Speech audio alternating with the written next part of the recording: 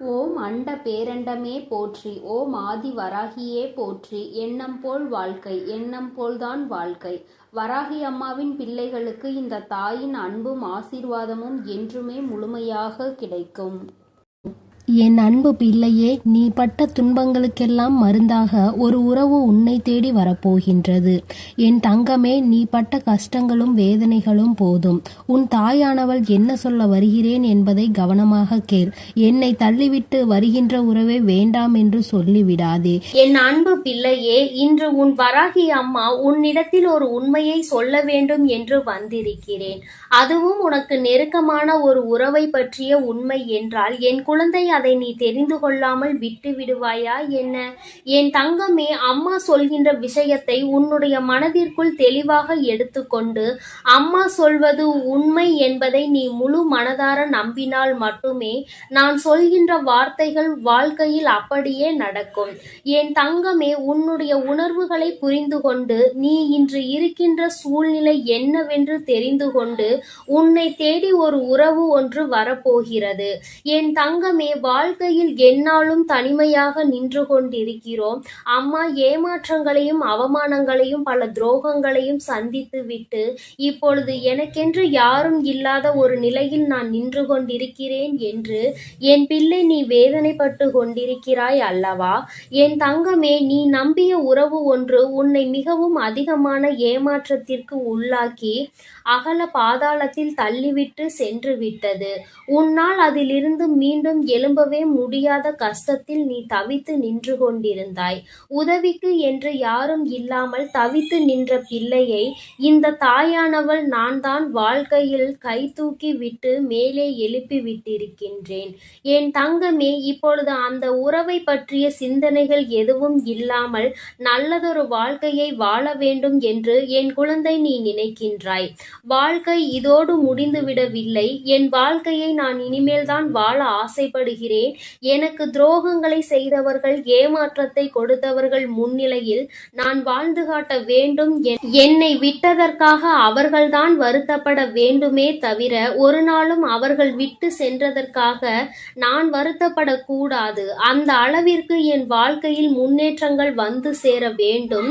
என் வாழ்க்கை அவர்கள் முன்னிலையில் நல்லபடியாக இருக்க வேண்டும் என்று நினைக்கின்ற என் பிள்ளைக்கு நிச்சயமான வாக்கினையும் உன் வாழ்க்கையில் நடக்க போவதையும் சத்திய வாக்காகவும் உனக்கு கொடுக்க வந்திருக்கின்றேன். என் குழந்தையே, முதலில் அம்மா வாக்கினை கேட்பதற்கு முன்பாக மனதில் இருக்கின்ற தேவையற்ற எண்ணங்களை தூக்கி எறிந்துவிடு.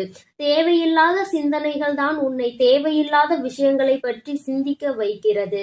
துரோகங்களை செய்தவர்கள், ஏமாற்றினார்கள் என்று தெரிந்துவிட்ட பிறகு அவர்களை பற்றி நீ நினைக்க வேண்டிய அவசியம் ஒரு துளி அளவு கூட இல்லை என்பதை முதலில் நீ புரிந்து கொள்ள வேண்டும். யாருக்காகவும் உன்னுடைய நேரத்தை நீ வீணடித்து கொண்டிருக்காதே.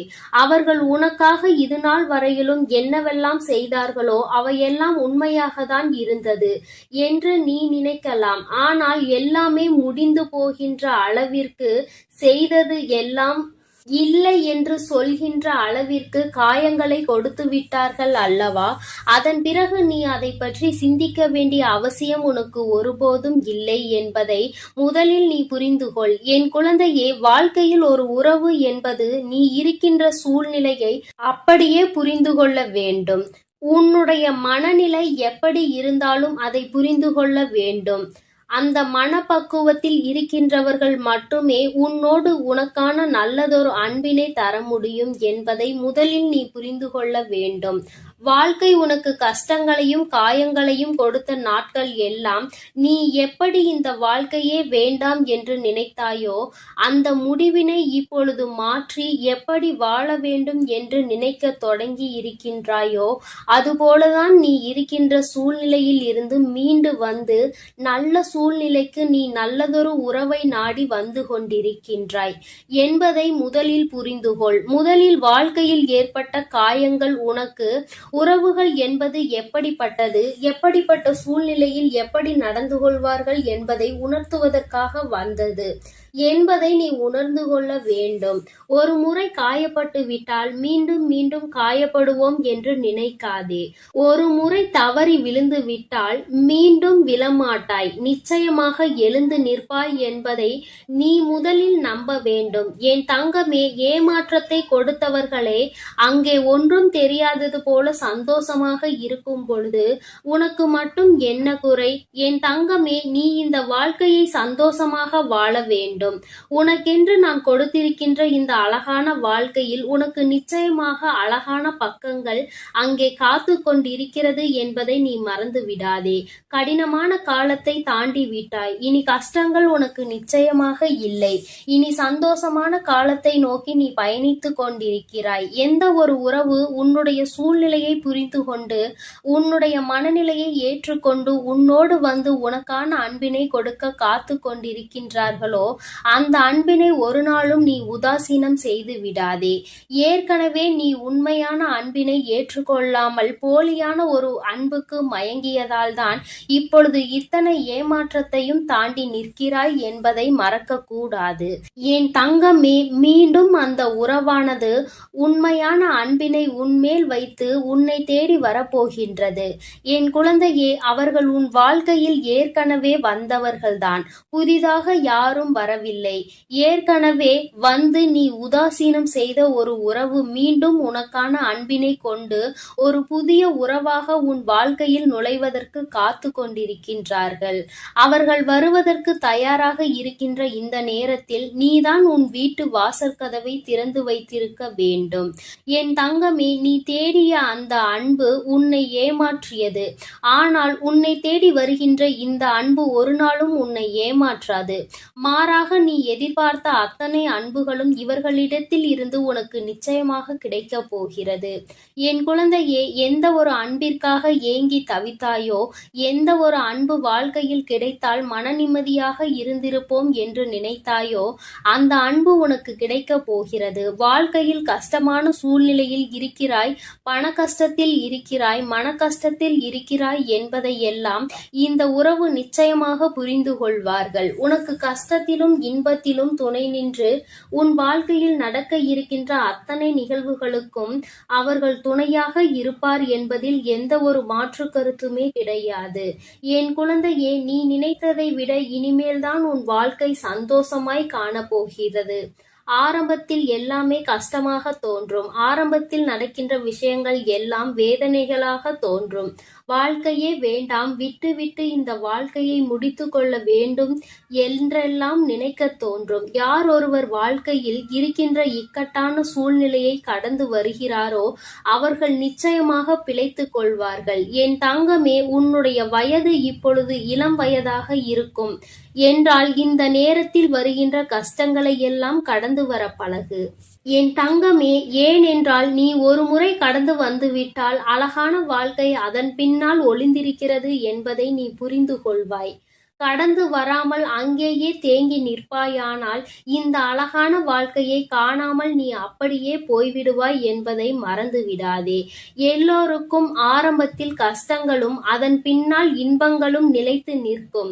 சிலருக்கு அவர்கள் விரும்பிய உறவுகளோடு அந்த சந்தோஷம் கிடைக்கும். சிலருக்கு அவர்களை விரும்புகின்ற உறவுகளோடு அந்த சந்தோஷம் கிடைக்கும். உனக்கு நீ விரும்பிய உறவு கொடுத்த ஏமாற்றத்தினால் தவித்து கொண்டிருந்தாய். ஆனால் இப்போது நீ இந்த உறவால் சந்தோஷத்தை மீண்டும் பெறப்போகிறாய் என்பதை நீ மறந்து விடாதே.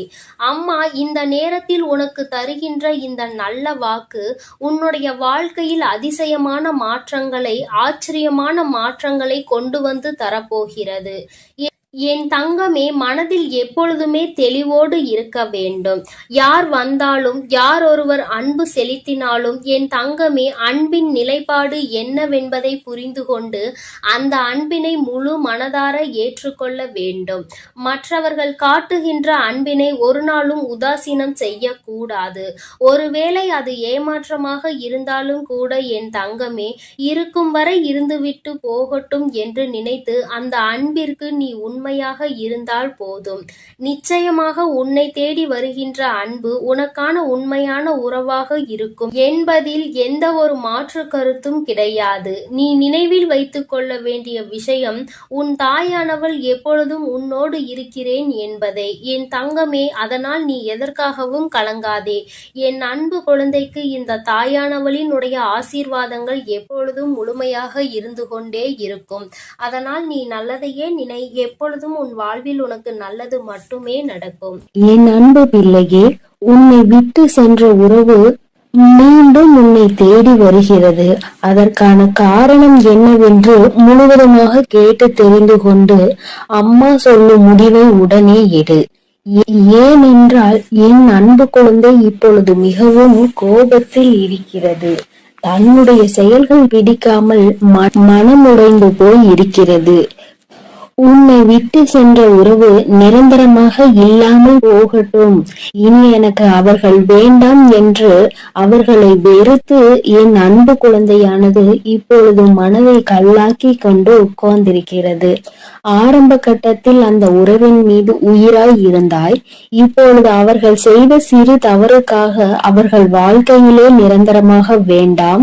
என்னுடைய விஷயங்கள் அனைத்தையும் அவர் தவறாக புரிந்து கொண்டார், தவறாக செயல்பட்டார், என் வாழ்க்கையில் துரோகத்தை விளைத்தார்கள். இனிமேல் அவர்களுக்கு என் வாழ்க்கையில் இடமே இல்லை என்று அந்த நபரை என் அன்பு குழந்தை வெறுத்து விட்டது.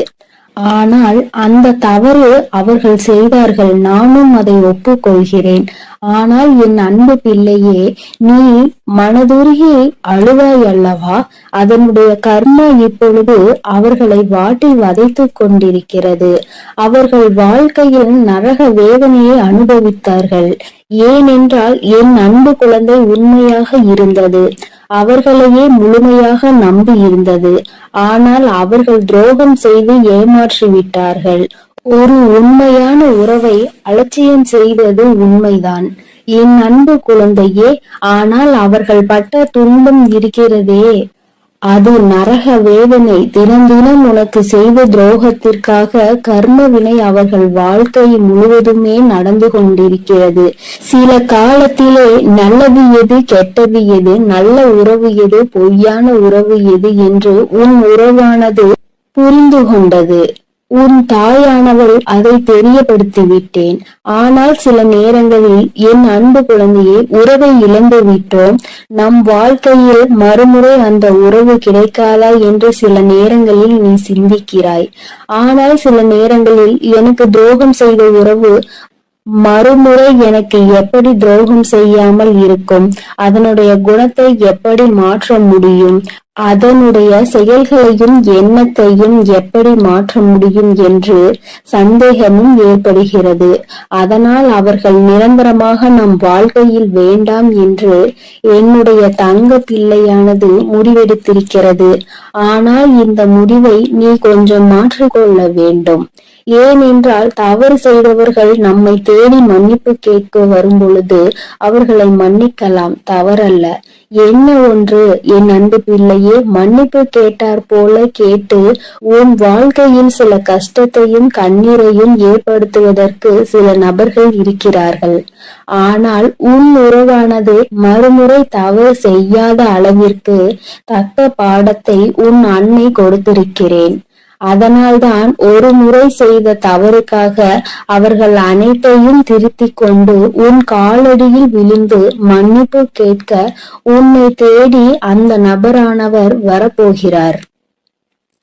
இப்பொழுது நீ சரியான முடிவு எடுக்க வேண்டும். அதனால்தான் உன் அன்னை அவர் வருவதற்கு முன்னே உன்னிடம் இதை பற்றி தெரிவிக்க வந்திருக்கிறேன். இப்போது நீ உன் முடிவுகளை எடுக்க வேண்டும். ஒரு முறை அந்த நபரை மன்னித்து விடு. ஏனென்றால் தவறு செய்வது மனிதனுடைய இயல்புதான். ஆனால் தாயும் பிள்ளையாய் இருந்துவிட்டு வைராகியம் என்பதை நீ உன் மனதில் வைத்து கொண்டிருந்தால் அங்கு வெறுப்பு அதிகமாக உன் வாழ்க்கையில் வந்துவிடும். இவர் நல்லவரா கெட்டவரா என்று தெரியவில்லை, எவரை பார்த்தாலும் கோபப்படுகிறாய்.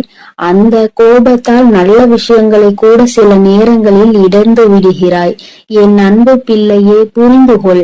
ஒரு சில நபர் உனக்கு துரோகம் செய்கிறார்கள், ஏமாற்றுகிறார்கள் என்றால் அனைத்து நபருமே ஏமாற்றக்கூடிய நபர் கிடையாது என்பதை நீ புரிந்து கொள்ள வேண்டும், தெரிந்து கொள்ள வேண்டும். உன் மனம் உடைந்தது உண்மைதான்.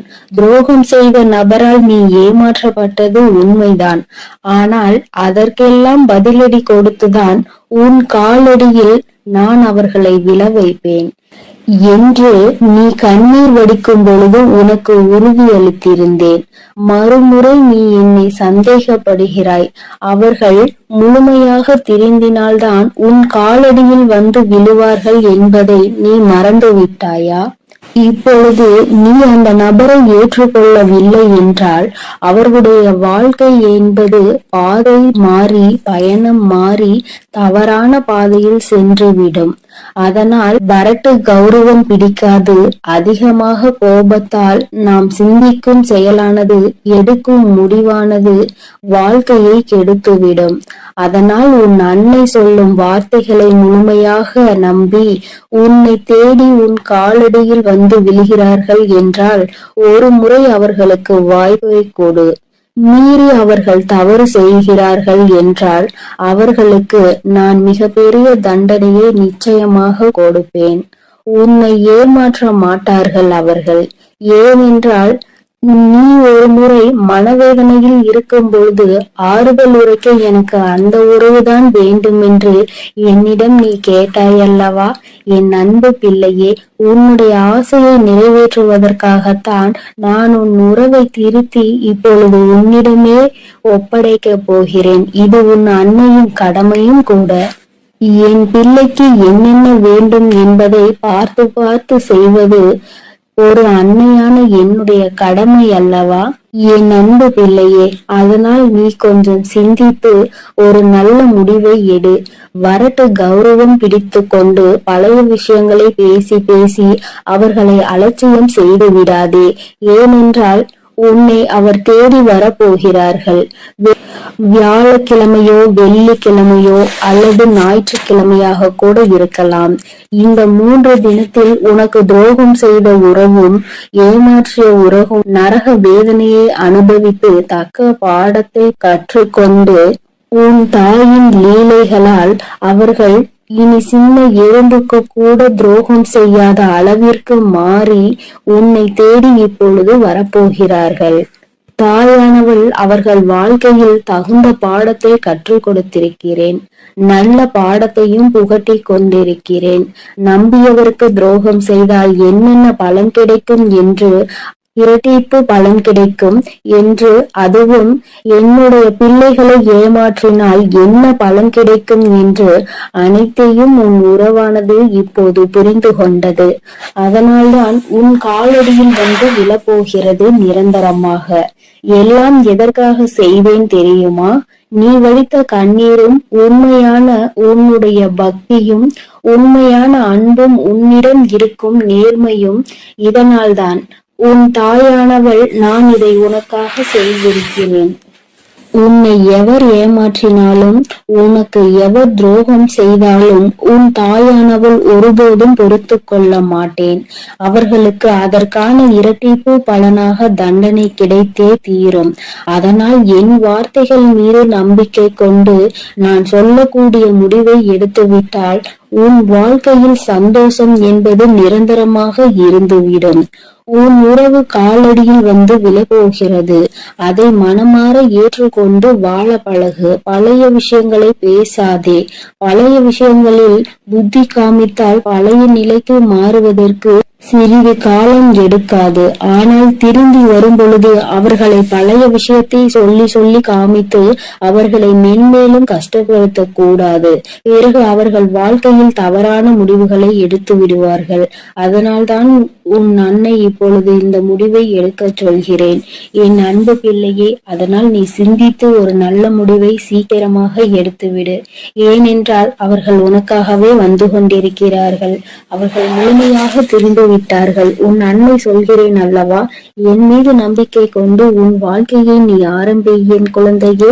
அதில் உன்னை எப்பொழுதும் நானே வழிநடத்தி செல்கிறேன். என் அன்பு குழந்தையே, காரணம் ஏதும் இல்லாமல் உன் அம்மா உன்னை தேடி வரவில்லை. என் தங்கமே, இன்று உன் தாயானவள் என் வாக்கினை கேட்டு முடித்த சில நிமிடங்களில் உன் வாழ்க்கையில் நீ தேடிய ஒரு உறவு உன்னை தேடி வரப்போகிறது. என் தங்கமே, புதிய உறவு என்று அத்தனை எளிதாக அம்மா சொல்லிவிட்டால் அப்படியானால் யார் நம் வாழ்க்கையில் வருவார்கள் என்று நீ நினைக்கலாம். என் தங்கமே, உன் வாழ்க்கையில் உனக்கு கஷ்டங்களை கொடுத்த ஒரு உறவுதான் இன்று அவர்களினுடைய மனநிலையில் மாற்றங்கள் ஏற்பட்டு அன்பு வைத்து உன்னை தேடி வரப்போகின்றார்கள். என் தங்கமே, ஒருவர் மனதில் ஏகப்பட்ட மாற்றங்கள் ஏற்பட்டு இருக்கின்றது. அவர்கள் கடந்த கால வாழ்க்கையை மறந்து மீண்டும் புதியதொரு வாழ்க்கையை வாழ வேண்டும் என்று ஆசைப்பட்டால் அவர்கள் புதிய உறவு என்றுதானே சொல்ல முடியும். அம்மா உன்னிடத்தில் அப்படி என்ன சொல்ல போகிறேன் என்று நீ கேட்க ஆர்வமாக இருக்கின்றாய் அல்லவா? உன்னிடத்தில் இந்த வாக்கினை தந்து கொண்டிருக்கின்ற நானும் மிகுந்த மகிழ்ச்சியோடு இருக்கின்றேன். நான் ஒருபொழுதும் உன்னிடத்தில் பொய்யுரைத்தது கிடையாது. இந்த தாயானவள் எனக்கு உன்னிடத்தில் பொய்யுரைக்க வேண்டிய அவசியமும் ஒரு நாளும் வந்தது கிடையாது.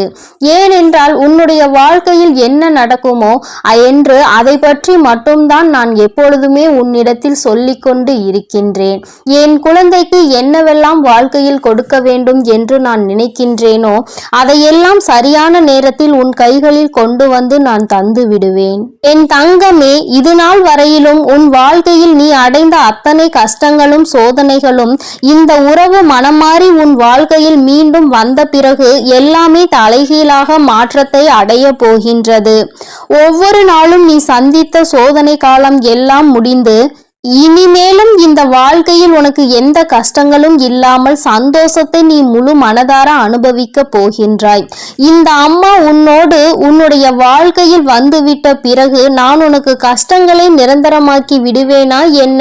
நிச்சயமாக உனக்கு இதிலிருந்து நல்லதொரு தீர்வினை நான் கொடுக்க வந்திருக்கின்றேன். என் தங்கமே, நான் உன்னை கண்டு உன்னுடைய மனதில் இருக்கின்ற எண்ணங்களை என்னவென்று ஆராய்ந்த பொழுதுதான் எனக்கு புரிந்தது. உன்னை விட்டு பிரிந்த ஒரு உறவை நினைத்து நீ என்னாலும் மனவேதனையில் இருந்து கொண்டிருக்கிறாய் என்று. உறவு என்பது எல்லோருக்குமே இங்கு அத்தனை பெரிய மகிழ்ச்சியை கொடுக்கக்கூடியதாக இருக்க வேண்டும். ஆனால் உனக்கோ அது பாதி சந்தோஷத்தையும் பாதி மனவேதனையையும் கொடுத்தது. கடைசியில் இது நமக்குள் சரிப்பட்டு வராது என்று சொல்கின்ற அளவிற்கு பிரச்சனைகள் முற்றிய பிறகு பிரிவினைகளை சந்தித்து இப்பொழுது மனவேதனையில் இருந்து கொண்டிருக்கின்றாய். நீ எந்த ஒரு விஷயமானாலும் தன் கையில் இருக்கும் பொழுது அதனினுடைய அருமை இங்கு யாருக்கும் தெரிவது கிடையாது. தன்னை விட்டு பிரிந்த பிறகுதான் அதன் அருமை என்னவென்பது இங்கு எல்லோருக்குமே புரியும். அதுபோலதான் உனக்கும் அவர்கள் என்னதான் கஷ்டங்களை கொடுத்தாலும் எவ்வளவுதான் காயங்களை கொடுத்தாலும் அருகில் இருக்கும் பொழுது இருந்த ஒரு சந்தோஷம் சண்டையிட்டாலும் பிரச்சனைகள் வந்தாலும் இருக்கிறார்கள் என்று இருந்தது. சந்தோஷம் இப்பொழுது இல்லை என்று நினைக்கும் பொழுது மனது மிகவும் வேதனையை அடைந்து கொண்டிருக்கின்றது. என் தங்கமே, இந்த சூழ்நிலையில் இருந்து உன்னை எடுக்க வேண்டியது என் பொறுப்பு. அதனால்தான் அம்மா உன்னை தேடி இப்பொழுது உன் முன்னால் வந்து நின்று கொண்டிருக்கின்றேன். என் தங்கமே, முதலாவது நீ தெரிந்து கொள்ள வேண்டியது அதி முக்கியமான விஷயம் என்ன தெரியுமா? இந்த துணைக்கும் உனக்கும் இடையில் ஏற்பட்ட பிரச்சனைகளுக்கு காரணம் என்ன என்பதை தான். என் தங்கமே, அருகில் இருக்கும் பொழுது அவர்களினுடைய அருமை தெரியாமல் போனாலும் இப்பொழுது உனக்கு மீண்டும் அந்த வாழ்க்கை தொடர்ந்தால் பிரச்சனைகள் தான் வரும் என்று தெரிந்தாலும் கூட பரவாயில்லை. இந்த வாழ்க்கையே போதும் என்று நினைக்கின்ற அளவிற்கு உன்னுடைய மனப்பக்குவம் வந்துவிட்டது. பொதுவாகவே எத்தனைதான் ஆசைப்பட்டு செய்த வாழ்க்கையாக இருந்தாலும் அல்லது மற்றவர்கள் ஏற்படுத்தி கொடுத்த வாழ்க்கையாக இருந்தாலும் சரி, எந்த ஒரு வாழ்க்கையாக இருந்தாலும் நிச்சயமாக ஏதாவது பிரச்சனைகள் வரத்தான் செய்யும். ஆரம்பத்தில் எப்பொழுதுமே ஒருவரினுடைய ஒருவர் எண்ணங்களை ஏற்றுக்கொள்ளக்கூடிய மனப்பக்குவம் இல்லாமல் தான் இருக்கும். ஆனால் நாட்கள் செல்ல செல்ல குடும்ப குடும்பம் அடுத்த நிலைக்கு செல்லும் பொழுது நிச்சயமாக ஒருவருக்கொருவர் மனப்புரிதல் ஏற்பட ஆரம்பிக்கும். என் தங்கமே, முதலில் இந்த புரிதல் உனக்குள் இருக்க வேண்டும். இனிமேலும் இந்த வாழ்க்கையில் இது போன்ற ஒரு பிரச்சனைகளால் பிரிவினை என்பது ஏற்படக்கூடாது. இது முதல் முறை என்பதால் அம்மா உன்னிடத்தில் இத்தனை நேரமும் இந்த விஷயத்தை பற்றி பேசிக் கொண்டிருக்கிறேன். நிச்சயமாக அடுத்த முறை இது மிகப்பெரிய பிரிவினையை ஏற்படுத்தி கொடுத்துவிடும். இந்த முறையே கிடைக்கின்ற வாய்ப்பினை சரியாக பயன்படுத்தி கொண்டு உங்கள் வாழ்க்கையின் மீது இருக்கின்ற அக்கறையை சரியாக காட்ட வேண்டும். என் தங்கமே, இது போன்ற வாழ்க்கை அமையாமல் எத்தனையோ பேர் அங்கு மனவேதனையில் இருந்து கொண்டிருக்கிறார்கள். இங்கு நீங்கள் கிடைத்த வாழ்க்கையை தொலைத்துவிட்டு மறுபடியும் வாழ்க்கையை ஏற்படுத்த முடியுமா என்று சிந்தித்துக் கொண்டிருக்கின்றீர்கள். என் தங்கமே, இனிமேலாவது இது போன்ற விஷயங்களில் சற்று கவனமாக இருக்க வேண்டும். என் தங்கமே, ஒரு விஷயத்தை நீ தெளிவாக புரிந்து கொண்டிருப்பாய். ஆனால் இப்பொழுது அம்மா உன்னிடத்தில் சொல்வது என்னவென்பதை உன்னால் நிச்சயமாக உணர முடியும். ஏனென்றால் ஒன்று நிச்சயமாக இருக்கின்றது. என் தங்கமே, ஆண்கள் இல்லாமல் ஒரு பெண்ணால் வாழ்ந்துவிட முடியும். நிச்சயமாக ஒரு பெண் இல்லாமல் ஒரு ஆணால் கடைசி காலத்தில் தனியாக வாழ்வது என்பது சற்று கடினமான விஷயம்தான். என் தங்கமே, நீ நினைக்கலாம், அம்மா நீ பெண் என்பதால் பெண்ணிற்கு எப்பொழுதும் நீ ஆதரவு கொடுக்கிறாயா என்று என் பிள்ளை என்னிடத்தில் நீ கேட்கலாம். என் தங்கமே, வாழ்க்கையினுடைய சில யதார்த்தங்களை புரிந்து கொண்டுதான் அம்மா உன்னிடத்தில் சொல்கின்றேன். பெண் என்றாலும் ஆண் என்றாலும் இரண்டு பேரும் என்னுடைய குழந்தைகள். யாருக்கு கஷ்டம் என்றாலும் இந்த தாயானவள் நிச்சயமாக வருவேன். என் தங்கமே, அம்மா இப்படி சொல்வதற்கான காரணத்தை உன்னிடத்தில் சொல்கிறேன். இப்பொழுதாவது உனக்கு புரிகிறதா என்று ஒரு முறை சிந்தித்து பார்.